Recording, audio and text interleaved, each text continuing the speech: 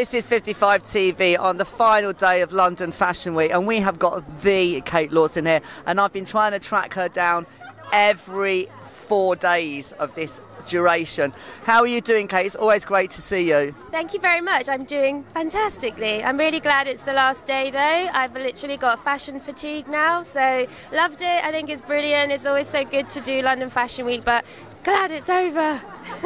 What have been your highlights, and what have you think is really forward thinking on fashion this year? I think that kind of the big thing, aside from the clothes, is kind of mentioned the whole digital revolution. Obviously Burberry, it was the first time that they live streamed their show on Twitter, which was a really big thing for them, and it went down really well. And also the Topshop collab with Google as well, which kind of reimagined the catwalk and basically made it accessible to everybody. And it kind of takes away that whole exclusivity factor of being on the front row, because everyone can then kind of be on the front row. So the digital revolution is a really big thing, which is, I think, going to change how we perceive and see and actually stage runway shows in the future.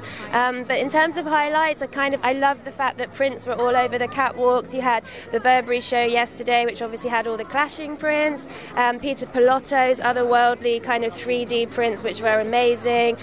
You got obviously a House of Holland. He was doing cigarette print with his Nana rave kind of show. So I think prints are always a big thing for autumn winter, and it's nice that also kind of fusing into that there've been loads of bright colours, because you know we always associate autumn winter with your military greens and your oxbloods and your monochromic, and you know it's so nice to see some real colour pops. And I think pink is a really big thing for the next season, so yeah, there's been lots of highlights, but today Ashish is my big one. That's the one I love, so looking forward to seeing that.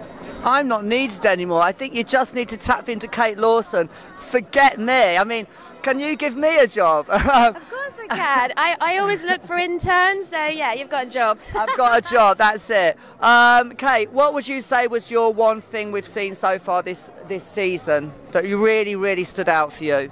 I think PPQ possibly, because they went for that whole readdressing the power look, and they went for the neon brights, and it was a really crazy clash of the kind of whole 80s power suit, but it was just done really cleverly. And I think also they reimagined the whole 60s style as well, so it was a mix of the whole power suit dressing, swinging 60s, and it worked, and it was full of brights as well, which was brilliant for autumn winter. So yeah, I would say PPQ probably is my standout show so far.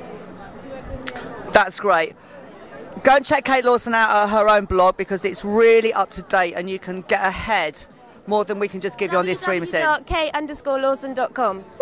Check that out. You'll see it under here as well. What else have you been up to finally, Kate? I know that you were away for John's Ball Gaultier with 55 last year, and you were doing Data Confused. Tell me about that. Yeah, I've just interviewed the lovely enfant terrible for Dazed and Confused magazine, which is out in the April issue. And I obviously went with you lovely guys from 55 Pages. We all hung out with Jean-Paul. So yeah, there's kind of a lot coming up. So look out for my issue. This is 55 TV. This is the last day of London Fashion Week. This is the lovely Kate Lawson. We'll catch you in a bit.